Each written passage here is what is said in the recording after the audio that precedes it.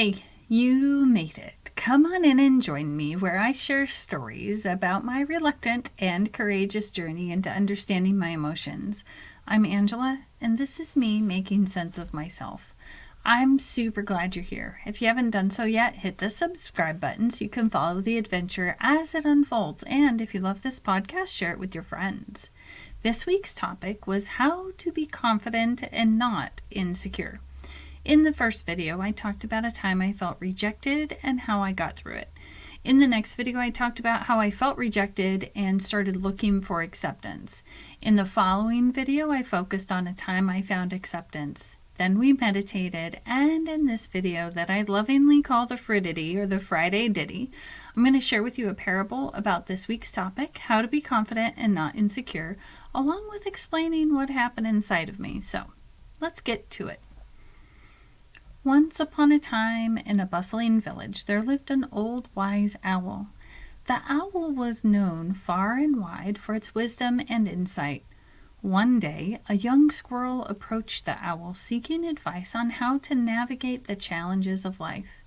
The owl imparted the following wisdom. In the forest of life, you will encounter moments of rejection and acceptance. When faced with rejection, remember that it often reflects the thoughts and fears of the rejecter, not your worth. Transform the pain of rejection into the strength of acceptance. Accept yourself and find value in your uniqueness. Embrace the diversity of the forest, for every tree, every flower, and every creature contributes to its beauty. Learn to see rejection as a redirection towards people and opportunities that align with your authenticity. By transforming rejection into acceptance, you pave the way for growth, resilience, and self-love. The young squirrel, enlightened by the wise owl's words, embarked on a journey to transform rejection into acceptance, unlocking a world of inner strength and peace amidst life's challenges. Rejection is just hard because I don't know about you, but I've been turned down, excluded, dismissed, and there have been so many reasons that other people have had for doing that. But rejection happens in every part of life. Jobs, relationships, groups. Really, it can happen anywhere there are other people. So sometimes it can get scary to go out and be around other people, especially when you've been rejected. So I want to validate that, and I want to cheer you on. I want to so inspire you to take that step. It's something I have to inspire myself to do on a regular basis, to take that step and go out and be around people, because I always have sitting in the back of my mind that concern about being rejected. There's so many emotions too. Sadness, sense of loss, emotional pain, shame, anger, and fear. If you're like me, you might want to lay in bed all day or just watch a TV show. Avoid going out and being around people. I know recently I was invited to an event and I was worried. Should I go? Should I not go? And then I was like, what am I doing? I want to be out and connected with people, and they're inviting me, so I haven't been rejected. The mind does these mysterious things sometimes. But, that rejection, when it does happen, also can cause grief. And I think that it's because there's a loss, let's say it's a job or a relationship or something like that, that grief is what you thought, at least for me, it was what I thought I had before I lost it, or what I thought was going to be next. Like when my disability came on, things were by no means different. They were very different. I don't know how to say this. I want to say it so dramatically. Things were so different. And I was grieving because I was rejecting myself for having a disability. And I was angry, and I was, now the whole rest of my life changed. I had gone through a divorce. I was a single parent. I had a good friend leave. There were so many things that were telling me I was rejected that it was really hard for me to see straight. So for me, some of my thoughts when I'm sitting in that place of rejection, I'm no good. I'll see people talking together over there somewhere, and I'll decide they're talking about me, or I'll just decide, well, gee, they decided not to include me. Not that, I will have all these horrible stories in my mind about what other people are doing. It's like I'm looking for things to validate even more rejection, which is quite interesting. I'll have been rejected, and then I'll try to like my brain does this. It wants to validate why I'm still rejected, even if that's not true. So let's see. It's also hard to, I just really want to validate that it is so hard to deal with rejection, and everyone has felt it, and that is really hard to remember. When I'm sitting in that sense of rejection, and I'm looking around at all the other people around me, and I think they're doing well. And the story I'm saying is they're doing great. I'm not, they're perfect. But I always forget to be thinking, how do I know they're not having that feeling right now? That makes it really hard.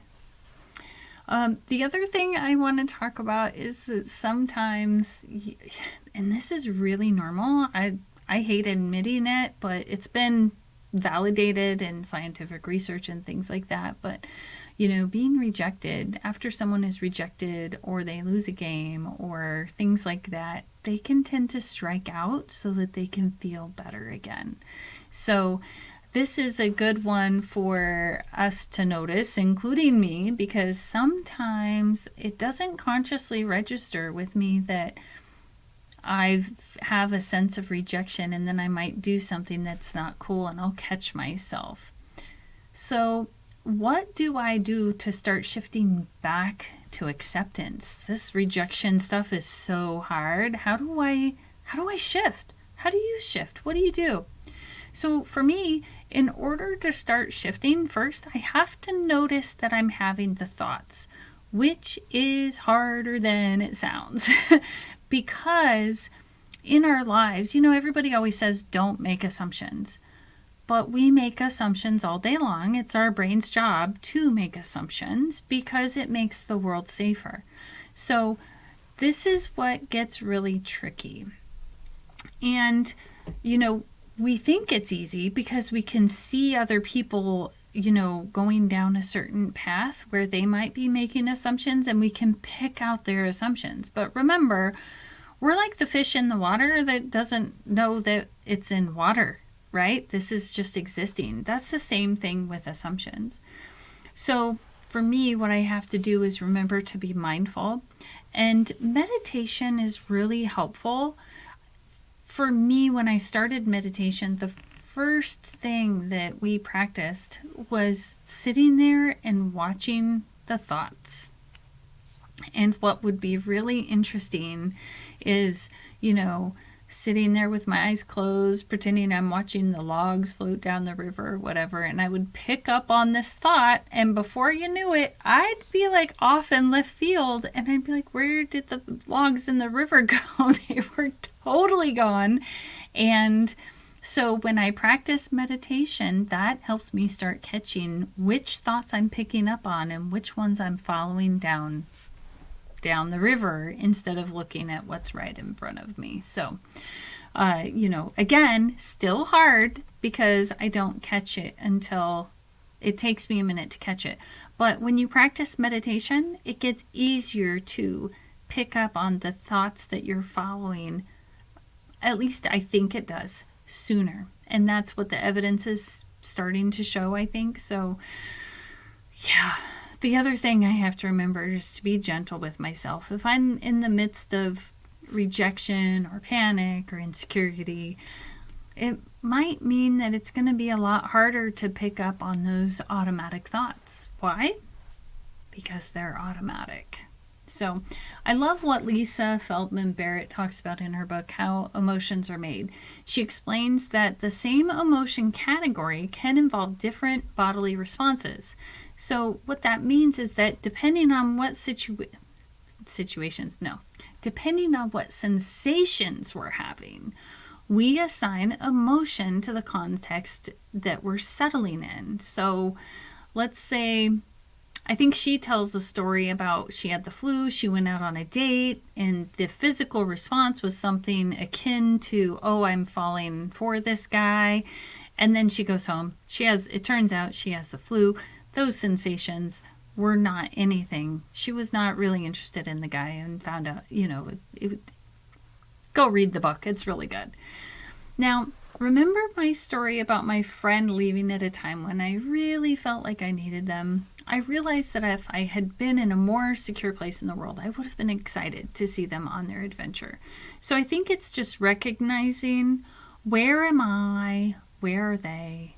How much of this does it have to do with me? And how much of this does it have to do with them? And what happens if I change the story? So another thing I like to do is challenge my thoughts as far as like catching the rejection, especially the rejection thoughts. Is it true? Can I absolutely know that it's true? How do I react? What happens when I believe that thought? Who or what would I be without the thought? It's a form of meditation, and you can find all that information at thework.org. And Byron Katie came up with those questions, and they can be super helpful also.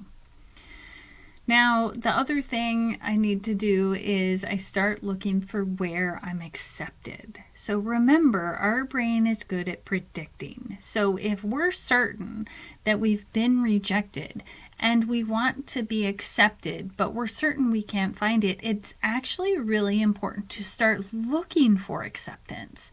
So what you might do with the people that you're talking to in your life, or maybe just start noticing, where am I accepted today? Or where have I been accepted in the last hour, or the last week, or the last month? And what did that feel like? Because we want to train the brain to look for the acceptance and go, you know what? Yeah, that rejection thing happens. And while that happens over here, I'm still accepted over here. And that can be a challenge, but I know you can do it. In closing, in the depths of rejection, I found my way, transforming the agony into bright light of day. I shared my journey where pain did dwell, but through perseverance I broke its spell. I faced inner battles, learning to mend, acceptance and rejection intertwined till the end. Join me on this quest as we navigate the spectrum of emotions and conquer our fate.